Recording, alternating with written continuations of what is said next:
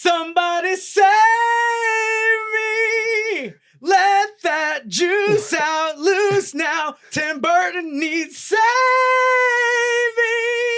I don't care how you do it. Just save Beetlejuice, Beetlejuice. What the f just happened? Welcome to CineMeal. I am Freddy. I'm Justin. And we're here to talk about Beetlejuice, Beetlejuice. Yeah, boy.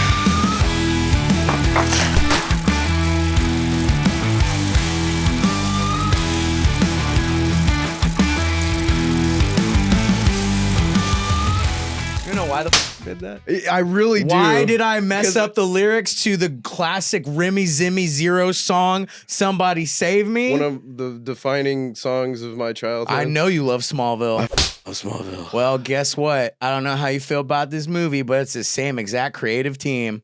Oh, really? Yeah, it's What? yeah, dude. What? Yeah. Alfred Goh and Miles Miller, I'm probably butchering their names. Back in the 90s, 2000s, they made Smallville a couple years ago. They made that Wednesday TV show. Now they're like, let's partner with Seth Grahame-Smith to make a Beetlejuice sequel. Okay. All right. All right. What's up, buddy? What do you think of this movie, Justin? Because I feel like you probably hated it. I didn't hate. Oh my god. All right. So just for our audience's knowledge, just ignore him whenever he says I completely hate things, because it's not that I hate anything. Man, he's backtracking a lot. It's that well, there are a few movies I definitely hate. I'm very critical overall of film in general, especially a sequel that has taken years and years and years for us to 36 years to be exact. I love the original. Like that was definitely one of the first horror movies that I watched. Horror adjacent. Yeah. It's like kinder horror, man. Get you Yeah, in real yeah, nice. for sure. I mean, slide you in there. That's the only reason why my parents let me watch it. This spooky movie might be for the Lord. And I think it's also because my mom liked Michael Keaton. She was like, I like that Mr. Mom movie. Yeah. I enjoyed it. I enjoyed Beetlejuice. There was a couple things that definitely stood out to me that were a little like about, but like overall I definitely had a fun time in the theater. It was cool to be back in that world of Beetlejuice and getting to see a lot of the other side. Props to the set design and everything in this movie. Fantastic.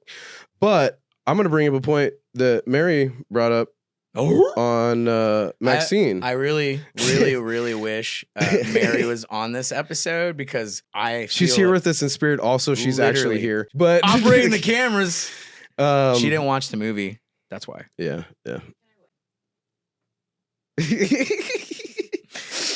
There's a lot to be said about this film. Also, the way you came out just then, you were kind of like, I'm not done. Oh, my bad. You seem like one of those like, it's my deepest, sincerest apologies to be speaking about this film. Like you were like trying to say, because, okay, going into it, I didn't want anything to be wrong with this movie, because seeing the trailer, I was like, oh, this is cool. You know, like confronting the unknown, conquering your fears. There's nothing harder. Almost all of the original cast is in it. You know, that's a whole talking. Yeah, we got. There. Yeah, I believe you. Red buttons. But I will say, like I said, a point that Mary brought up about Maxine, there's too many characters in this movie that do not get fleshed out completely.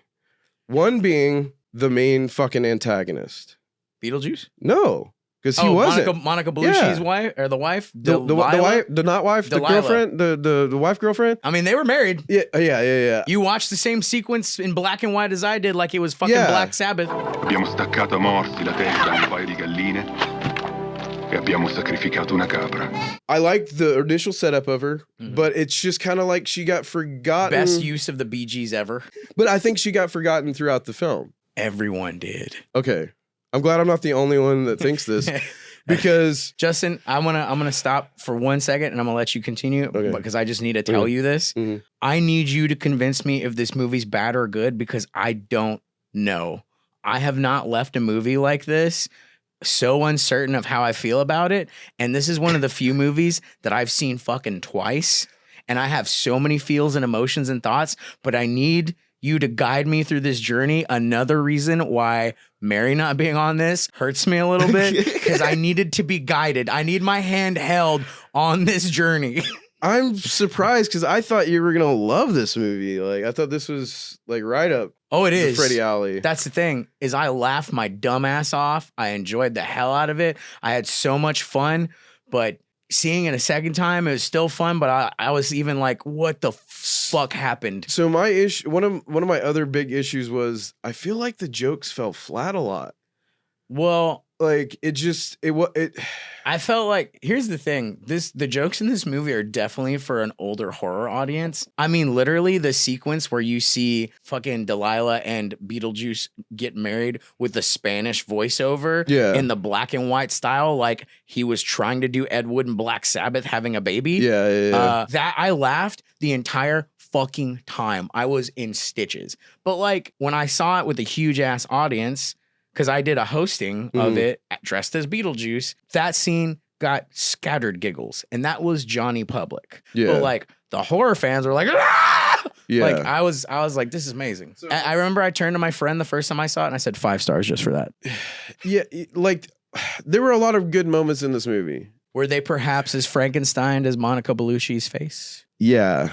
Her Sally looking ass from fucking Nightmare Before Christmas? First off, yeah, that definitely very much had like I feel like that was straight up a nod to that. Ironically, not technically a Tim Burton film. He didn't direct it. Oh, it's just got his production name on it. It's his production name and his ideas, but it's Henry Selick. Okay, He's the director. Okay, I had a conversation with our mutual friend Rob, you know, the filmmaker. That was a great pause. And Respect. His words keep ringing in my ear now of maybe Tim Burton is just beyond his prime because the original Beetlejuice movie, fantastic. Not bad, not bad. Now you. Go ahead. So well done, in my opinion. Here's the thing about the original Beetlejuice movie. He got reined in a little bit. You got to remember, this is after Pee-wee's Big Adventure. This is one of the first like Tim Burton movies we saw of him just like, here's my brain. Yeah. And even like Beetlejuice's look, a lot of it was Michael Keaton's advice to make that look. Interesting. Like the moss was his idea and like all this shit. So he had a collaborative force. Other thing about Beetlejuice being Alfred Goh and Miles Millar is that Wednesday show. I don't necessarily love it. And half of those episodes, I thought all of them were directed by Tim Burton, but only like half of them are, I think. And so that is television. That is long form, lots of stories. I love the Wednesday show, to be perfectly honest. I like it okay. I'm too big a fan of the 90s version. And that, I feel that. Christina Ricci, my heart, also Casper. But this is coming from a time frame in the late 80s, early 90s through 2000s where like that goth, insane look that was a splash of MTV, a splash of Hot Topic was just all over the place. Yeah. This is like its own style. I mean, literally, Winona Ryder is the queen of fucking Gen X, dude. Heathers, dear God. She was like the best part of that shitty Alien Resurrection movie. She was in everything, you know? Yeah. And she had that aesthetic and look and demeanor in all these movies. You're playing with a style from forever ago that's also playing with the style that is the kookiest fucking man on the planet. And you are taking people who made a Wednesday show and a fucking Superman show and trying to combine that. Now, here's the other problem. I fucking hate Seth Grahame-Smith. He is the man who wrote Pride and Prejudice and Zombies, the novel. Okay. Got no problem with that. I thought the movie was kind of shit. He fucking made Abraham Lincoln Vampire Hunter. He was best friends with Tim Burton after that Dark Shadows movie he made that had nothing goddamn thing to do with the TV show and was dumb as fuck. He also was the producer on that crappy ass Child's Play remake. And to this day, in my opinion, the only good thing he has had his name on is fucking the It movies. Okay. I'm just saying, dog. So there's a lot going against this movie, and I heard a rumor that this movie also had the problem of being shot during the writer's strike. Okay, I mean, that does make sense. But at the same time, while I was watching it, I kept thinking, I'm like, this feels like the pilot for a TV show. That's what I'm saying, man. Because there's so many fucking stories going everywhere, and they're all Frankenstein. They don't get fulfilled. No, it's like a series of great moments, and I really enjoyed this movie. I had so much fun with this movie, but I am so bothered by like all these twists and turns and Beetlejuice feels like he's barely fucking in it. Yeah. At one point, dude, for fucking my biggest problem, because when Michael Keaton's on screen, it's like, oh yeah. Like, but one of my biggest problems was when he takes her audience, if you haven't seen it, or if you have seen it, let's go back to the 27 stories in the middle of it. Astrid, Jenna Ortega from Wednesday, worked with Tim Burton. She is now in this fucking movie as Lydia Deet's daughter. I thought she did good. She's great. She basically gets kidnapped by a ghost boy into the afterlife, which immediately I could tell all the reasons why he was a ghost boy. Whatever. Yeah. Oh, it's fine. That's fine. But then Lydia uses Beetlejuice to fucking help her find Astrid in the afterlife and take her there. And she signs a contract saying, well, we'll get married and you can stay here. And that's how I'm going to get her. Fine. Cool. Following you. Let's go. Yeah. But then when she is led in the afterlife and Beetlejuice is like, all right, we're going to go this way right here, man. Yeah. So if you go down and we're going to find a soul train, that's where you're going to find your daughter. And she's like, well, where are you going? He's like, I got to go to the little boy's room. And I'm like, why? What? And he just fucks off. Yeah. And so then I feel like that happens at several points in this movie. Yes, where he just fucks off. And it's just like Lydia has to go find Astrid on the soul train and is helped by her dead lover, who apparently at the beginning of the movie, she's all like, our relationship was falling apart before he died. And then in the afterlife, when they see him, he's all like, oh, I love my girls. And they're like, we love you too. And I'm like, you just said. Yeah, there was no contention whatsoever. And I mean, you could argue that it's like, well, he's dead now. And so that like maybe he's moved past all that. I just think that was bad writing. Yeah. And then Beetlejuice, spoilers, Catherine O'Hara, funny as shit in the movie, bro. She's great. Although it's weird because you look at Catherine O'Hara from the original Beetlejuice, and then you look at her today, where they're like, "Hey, you like that show Schitt's Creek, boys and girls? We're gonna have her over the top crazy, like in Schitt's Creek." That was the first thought. That was the first thing I thought of. Whenever she's acting like she's in Schitt's Creek. Like, okay. No! Serena, what's wrong? Oh, I'm trying to capture the perfect primal scream. She hilarious. Toned it down a little bit from the character of Schitt's Creek. I can't remember what the character's name was, but she definitely they definitely played up that element of hardcore.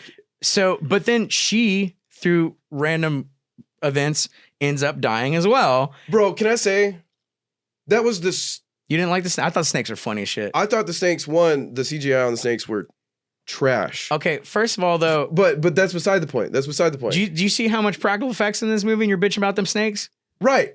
You got all these great practical effects. They're not going to have real snakes bite her on the neck, I understand that dog. they're not going to have real snakes, but at least take the time to make it look a little bit more baked in. But that's not my main complaint of that whole thing. We've already got the Astrid storyline of her dying and all that, or whatever all that was. And then what felt like so goddamn random was having her also die. Yeah. And then her all of a sudden starting her own little storyline. Yeah, the weird part about that was, though, while Beetlejuice is taking a piss, Catherine O'Hara's Adelia calls Beetlejuice 3 times. Yeah. And he's like, he pops up and is hanging out with her. Yeah. And I was like, what happened to your piss, dog? You left your fucking future wife. What is going on? And then meanwhile, his ex-wife is just bumming around. It doesn't seem like it's really bothering him at all throughout the movie. No. Which it's like they set it up to where it's like, this is a really bad thing for you. She killed Danny DeVito. Yeah, bro. Re-killed RIP. Danny DeVito. Yeah. Like, I thought the whole Soul Sucker thing was dope. I thought it was a cool concept. I thought it was a cool concept, but they don't really do 3 or 4 times. Yeah. And even just that, I was like, okay, I've seen this exact scene 3 times now. Like, change it up a little bit.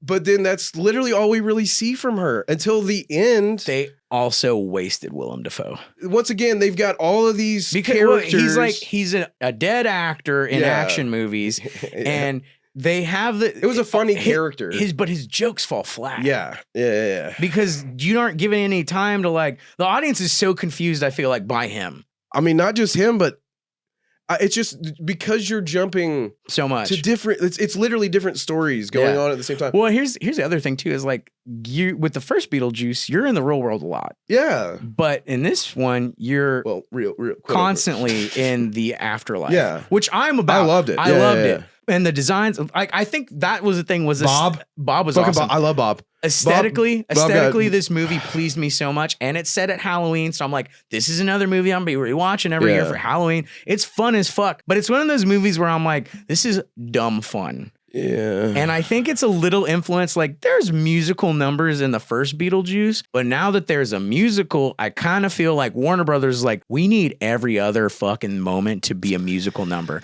which I'm down with. I'm about it, but it is kind of like, damn, how many times is Beetlejuice going to be like, I love a good musical dream sequence? Yeah. He literally says that in the movie. It's cool. I like them, but it's like it did seem like a lot of cooks in the kitchen. Can we talk about something that really, honestly, probably out of everything jarred me the most? Are we going to talk about the Jeffrey Jones in the room? What? Oh, we'll get to that in a minute then. No, the way they wrote off the characters from the first movie. The ghosts. Oh, well, okay. I understand why they had to do it, but here's the thing I have to say about that, because I did hear an interview. So Tim Burton's big thing was like, well, yeah, Michael Keaton you bring back because you put him in all the makeup, he looks about the same. Yeah. But like Gina Davis and fucking, oh my God, I'm forgetting his name. Alec Baldwin look so drastically different, and Alec Baldwin unfortunately is also canceled right now. Yeah. Now, we don't have to talk about that. That being said, he said the two reasons why he didn't want them in the movie is, one, how do ageless ghosts fucking age? And he didn't want to do the CGI de-aging stuff. That's and fair. the other That's thing, fair. the other thing he said was, if they are going to be in this movie, that is the most depressing thought, because their sentence is 125 years. So if they're stuck haunting that house for 125 years, eventually they have to watch Lydia die. Yeah. That's sad. That's the depressing ass thought. Yeah, it is depressing, but It's a fucking horror comedy. Yeah. But like, I am bothered that it is like a fucking kind of they're like passing, it was a wink and a nod, it's bro. a passing reference. Yeah, they're like, we found a loophole. I'm like, well, what the fuck is a loophole? Yeah. I think a fucking better version of that was, we found a loophole and they got to use that loophole for Astrid at some point. Because here's the other thing. It just felt like lazy writing, it's the in my same, opinion. It's the same ending as Beetlejuice. There's almost a wedding and then a sandworm saves them. Oh, before we move on to that, because the whole ending scene I had a little bit of issue with, but specifically the way that, like, the dialogue given for the write-off, right? Yeah. You have Winona Ryder be like, oh, well, they passed on. And what does Jenna Ortega say? Well, that's convenient. Yeah. That's exactly what the audience is thinking, which is, I guess, in a way, funny. Meta. But to me, it was just like, you're literally showing that you have no good, there's no good cards here. I mean, like I said, I think the smarter idea would have been like, hey, we found a loophole, and then you need to use that loophole near the end. Yeah. Like, that's how you get Jenna Ortega out. Which that is, I feel like, a running theme with the issues of this movie is that they start something but never fully. Also, why the fuck is he haunting Lydia again? There's no reason. Yeah. Like, I thought, so the teaser poster was him with his number, his big ass long number from the original movie, and it's like his number's up. So that teaser poster to me was like, oh, so the joke is for 36 years, he's been waiting for his number to be called, and that's why he starts haunting Lydia again. Mm-hmm. And I'm like, that would have been clever. I was like, why didn't they do that? Instead, he's just like, I've been waiting here. Yeah. And I'm like, what the fuck? I got Bob. Fuck happened? I got Bob. Fuck happened here? Yeah. Now, I want to give a moment of credit and shock and awe for me watching this movie. And that is, of course, the Jeffrey Jones in the room. Jeffrey Jones played Charles Dietz in the original Beetlejuice, the father. Yeah. Jeffrey Jones was so prolific in the late 70s, early 80s, up into the 90s, and he was in like every other fucking Tim Burton movie. Yeah. Jeffrey Jones is a fucking pedophile, and that's why we do not see him in anything anymore. Yeah. I thought when I saw the second trailer of, oh, they're going back because their father's dead, he's going to be dead. Yeah. Like, okay. That could have been fine, but they had a fucking. Well, I thought it was kind of genius, and but it also was like, holy shit, because they have the claymation version of him dying. And I was like, okay, that's crazy. And then the shark bites his head off. So the rest of the movie, Charles Dietz is in the afterlife as a fucking headless body that's gushing blood the whole time. Yeah. So they don't have to use Jeffrey Jones, and you still maintain the love of that character. Yeah. The weird thing about that though was not only did they have this stop motion puppet that looked exactly like him, but his tombstone had Jeffrey Jones' face on it, which I was like, someone had to pay him. Yeah. And someone had to get the rights for that. Yeah. So what happened there? And I'm also like, Jeffrey Jones in life to be like, yeah, I'm not making money anymore because everyone fucking hates me for being a pedophile, use my face. But I'm also like, Jeffrey Jones was cool with like just getting killed off. Like, well, there's so much to delve into all of that. Yeah. That's fucking insane. Genius on how they played it off, but it's fucking insane. Yeah. I mean, the thing is like, I feel like they didn't have a way around not showing him in the afterlife, because it's like the whole movie is like you said, mostly in. They could have just said he moved on. Yeah, but they didn't. Because Yeah. he just died, right? Like, I mean, but like he could have just moved on. Yeah, he could have found the fucking loophole. I say, I thought it was funny as shit. The effects for that were funny awesome. as shit. And then I did like that Delia and Charles found each other in the afterlife. Yeah, that's the thing. But that is literally the only reason I feel like that they even did that storyline with her. It started way too late in the movie for me. Well, I'm just like, I love the fact that there is that romance and love for that character, not necessarily that actor. Yeah. So I did appreciate that. Yeah. My final thought going through this journey with you on this film. Okay. It is a mix bag of mismatched scenes and storylines that don't really go anywhere. I love and hate the ending. And the reason being, I don't like the fake out dream sequence shit. However, the very first movie to really utilize that was Carrie. And Carrie has the scene where the hand comes out of the ground, takes the chick, and then the ending is her like sleepy, asleep, thinking Carrie's got her. They use the exact same music from Carrie. Oh, really? I didn't know that. At the ending. What? So it is literally verbatim the exact same music. So me and 15 people in the theater were like, holy shit, I know what that is. So immediately I knew that he wasn't dead. Something's going on. Yeah. So when Astrid is giving birth, I'm like, Beetlejuice's hand is gonna pop out or some shit. Yeah, and it's the fucked up baby monster. And then which was that was funny. So I thought it was funny as shit that they did the Carrie ending. If the Carrie ending and the Carrie music wasn't there, I would not have been about it. But then it's like she wakes up and Beetlejuice is like, that was a crazy dream. Yeah. And then she wakes up again and it's like, oh shit. There. Yeah. And I was like, okay, it's all in your head. She learned something. She's like, I'd rather live life than be attached to the dead. I'm stopping my show. I'm going to live a life with my fucking daughter. Which is all great. I mean, yeah, good, but then it's all a fake out, which I'm like, well, the original Beetlejuice had an upbeat ending. This one had more of an open ending of like, he could come back. And I'm like, but everyone involved has said there won't be a Beetlejuice 3. If this one is like an intermediate of what could be Beetlejuice 3, I don't know what the fuck you would do because you need to fix a lot of shit.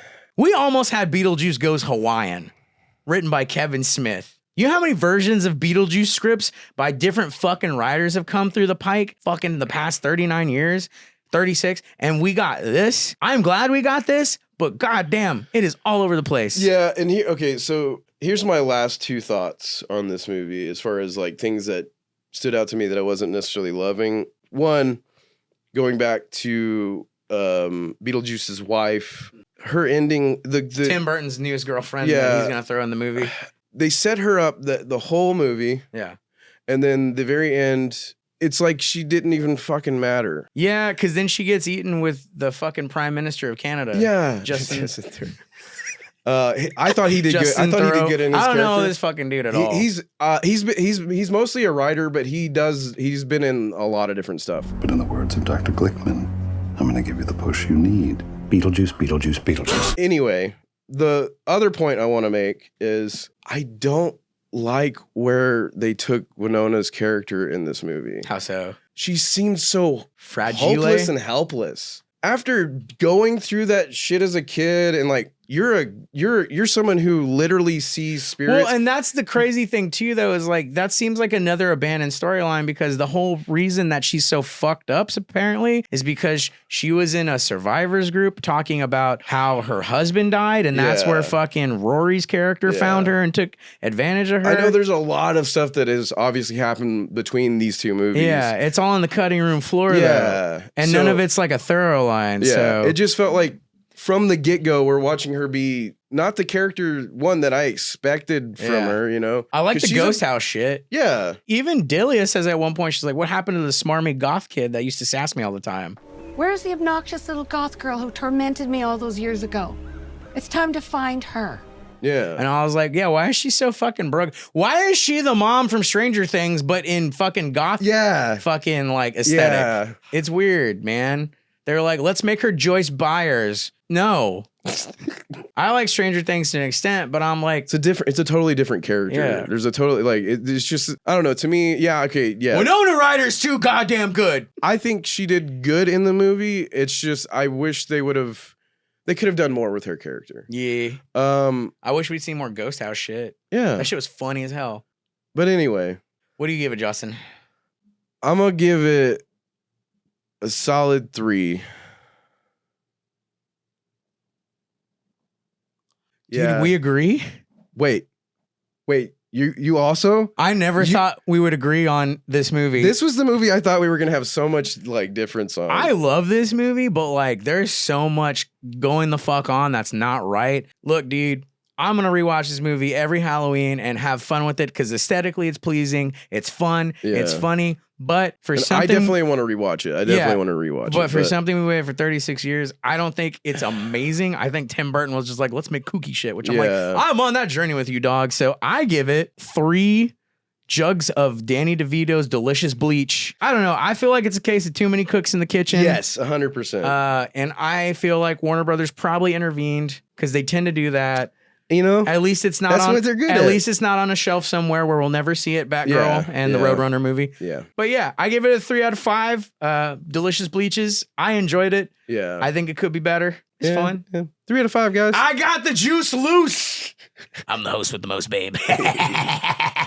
That's been CineMeal this week. Yeah, we'll see you next week. We got some more therapy stuff coming up. So subscribe, comment, do tell us we're dumb. Fuck it. Please, just keep the juice loose. Keep the juice loose. And I love you, Michael Keaton. If they do Keaton. a third movie, hopefully the writing get rid of makes Seth more Graham sense. Smith. Yes, do that too. Adios, guys. Have a good one.